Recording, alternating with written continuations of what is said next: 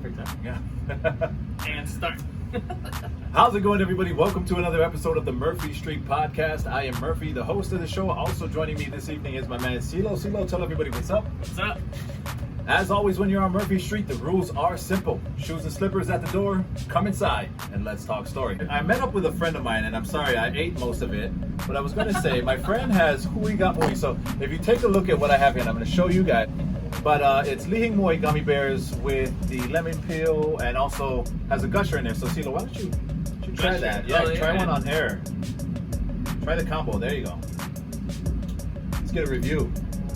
Yeah, good. I didn't expect a gusher. I don't think I've ever had a gusher. Right, and so they're on Instagram. It's Hui Got Mui. The phone number is right there. Local couple. They are actually Hawaiian Airlines flight attendants that just started doing this for passion. So Malu, love your stuff, brother. Check them out. Hui Got Mui. So right now we're gonna talk about season 2 of The Mandalorian, episode 3. Yeah. The Heiress. Yes.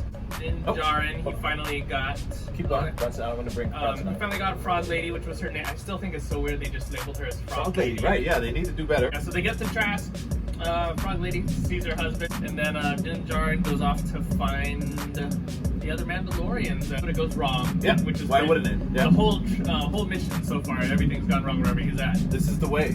He gets rescued He does. by a group of Mandalorians. Yeah. One of them being Bo-Katan, the Heiress. She's a Disney princess. Officially, Right? yep. That's kind of cool. Anointed by the Murphy Street Podcast, Bo-Katan is now a You Disney heard it here princess. that we heard from another article. Yeah. Sasha Banks, who we thought would be Sabine. Her name was Casca Reeves, and the gentleman, I still don't know who he is, but his name was Axe Wolves. We find out he's in a cult-ish kind of group. They're called the Watch, Yes. Yes. The Watch. which is different from Bo-Katan, who in Clone Wars was part of Death Watch. Death Watch, and then Yes. they peeled off and made their own. Stopwatch. I have no idea what they're called.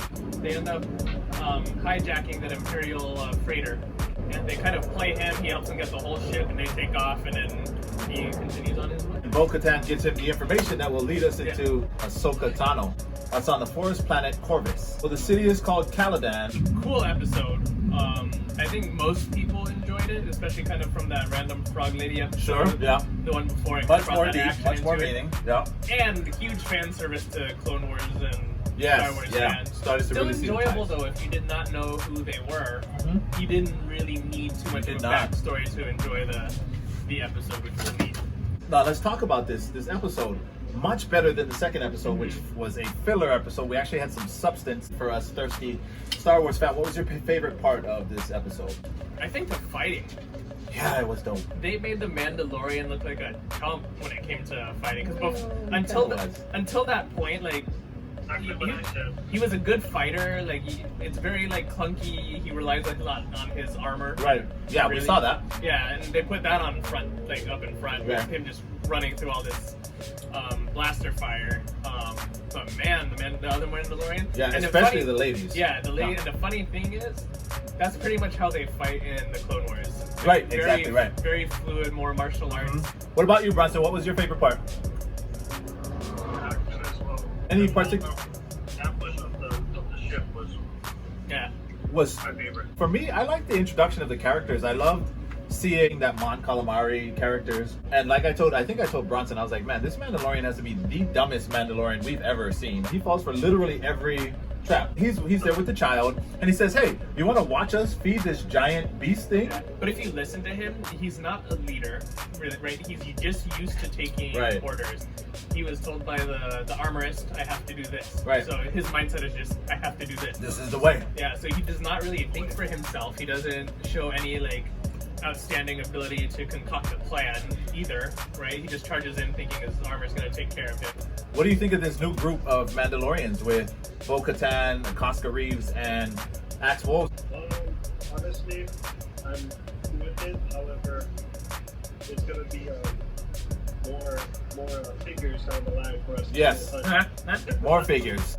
My question is then this: do we just go straight to seeing Ahsoka Tano now, or do we go straight to Caladan on the forest planet of Corvus? I mean, I'm hoping so. I really don't think Ahsoka's going to be too big of a character in The Mandalorian. I think this is her Right. introduction for her show.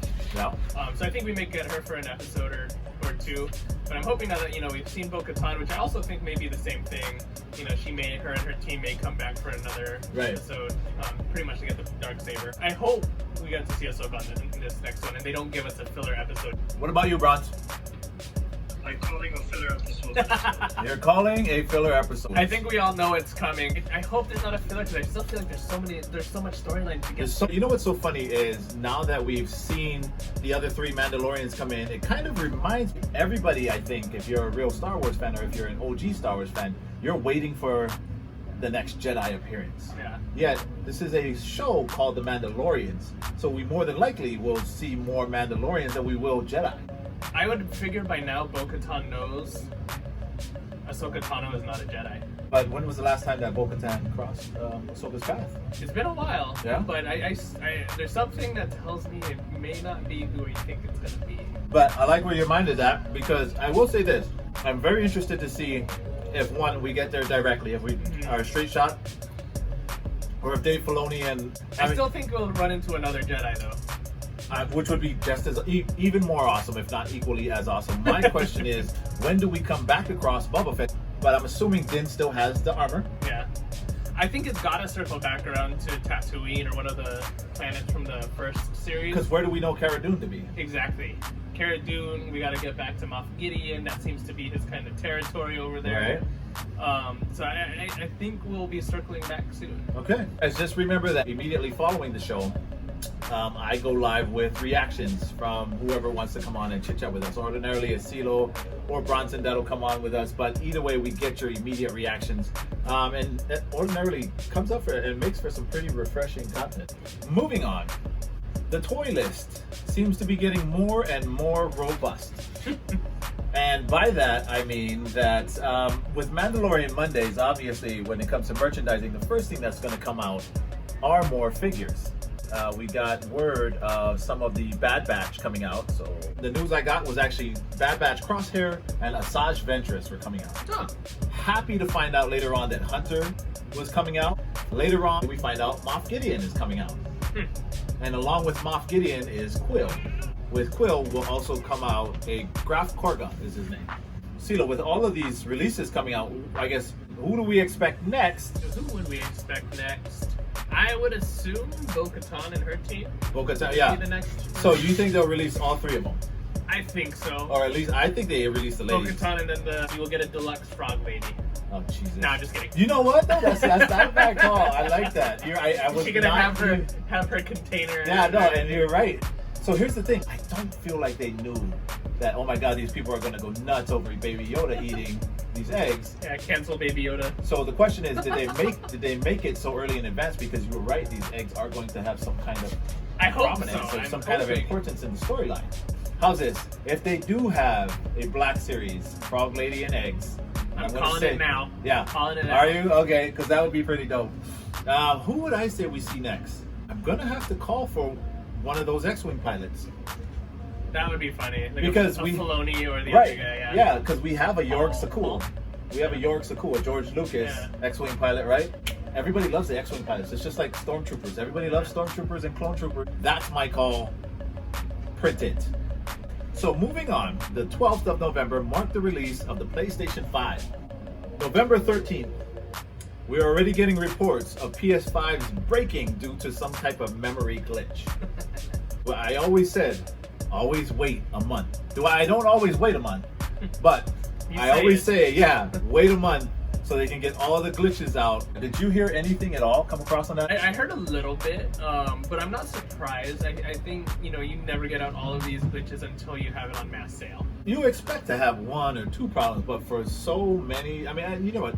It could just be these people who have been waiting for so long to get it. They finally get it, and then it breaks up, and so 11 people are making these huge snowballs. But I mean, it happens all the time. I mean, the Xbox had it with the Red Ring of Death. Right. We had it. I had to send it in, and they were like, "Yeah, this is a problem." So my son is actually one of those new age gamers where he likes the online version versus the disc version. My son says, I heard that they were saying you had games and then you couldn't play it because it said you didn't own it. So apparently that rights didn't kind of cross over correctly, right? It showed up in the My Game section, but it took you to the store and said you could purchase it.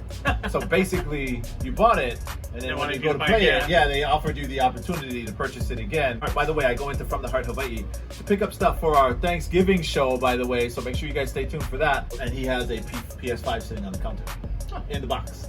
And I'm like, what? This is dope. And then so we're talking about it, and then one of the patrons obviously walking around, you know, I'm talking to Ken, I'm like, well, and he's talking about the Xbox Series X, and I was like, well, I heard that it was smoking. And one of the guys there said, oh, well, that was just a hoax. Somebody was vaping and they put the vape thing in there for the video for effect. Have you heard anything? I didn't hear about the the Xbox. I just heard about it was heating. Yes, it was warmer than people thought. I was reading CNET, and they were saying that like people didn't realize Xbox, it has this quick start feature, but to have the quick start feature, it still has electricity running through it. Right. So the unit's a lot warmer than people would have thought it would be. That was the problem. The only problem that I heard about for the Xbox Series X, no Xbox smokes. People were vaping. Oh, okay, so even he said that was a hoax. All right, so I guess you're off the hook on this one, Xbox. Have you seen Assassin's Creed Valhalla? I did. I saw the trailer. And what do you think? It looks pretty cool. I think I only played the first one, and maybe one of the middle ones. They have like 70 now. Yeah. I've actually tried to play it at least for a little bit, every iteration of it. The reason why I really want to play it so badly because it looks like the most recent God of War. But have you seen anything of the Spider-Man Miles Morales game for PS5? Oh, no, not yet. Okay. Yeah, I haven't seen anyone play it. So that would actually be something, like if I was to get the PS5, I would definitely get that game to try it out. I know for certain that God of War is one of those titles that I always, hands down, will go after. Now that we've gone through our video game talk, we're going to do something a little different. It's still what's on my table. Today we're going to do something a little different. We're actually going to do the Build-A-Figure. So Marvel Legends always has these figures that always comes with a figure piece. And so for this one, we're going to build Venompool. So CeeLo will open first. I am going to start with Miles Morales. So I have this, just use the phrase, hulking arm. There you go. Yeah, you did. It's kind of got like, I got you by the cojones kind of grip going on. So for me, I am pulling out Morbius, but I got his right arm now. Venompool, again, this is basically Deadpool. It's on you, CeeLo. All right, I'm going to steal.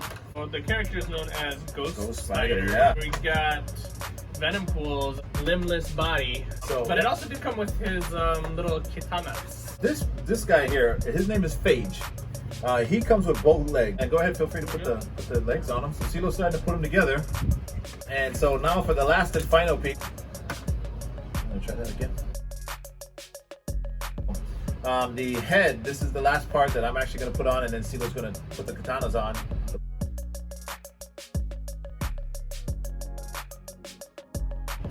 They really went small with his head. Man, I saw this piece and I had to have it. I love the size of it.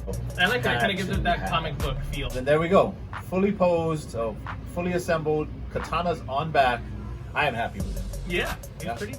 So that'll wrap it up for us here on the Murphy Street Podcast. We want to make sure to thank our sponsors, Garen Chun from the Heart Hawaii, who is always one of our site sponsors / partner sponsors. They always help us out with a lot of our giveaways. If you are a collector, you need to go to From the Heart Hawaii. Ken is awesome. In the meantime, you can catch us on Spreaker. You can catch us on Apple Podcasts. You can catch us on iHeartRadio. You can also catch us on YouTube. Murphy Street Productions, that is where we put all of our videos. Murphy Street Kicks, Eats, Excursions, everything goes on there. And CeeLo, would you like to tell them where they can find you at? On Instagram, CT96707. And on Instagram, you can find me at Murphy Street 808. That is MURPHYSTREET 808. That'll do it for this show. As always, you guys, take care and don't forget your slippers. Aloha. Aloha.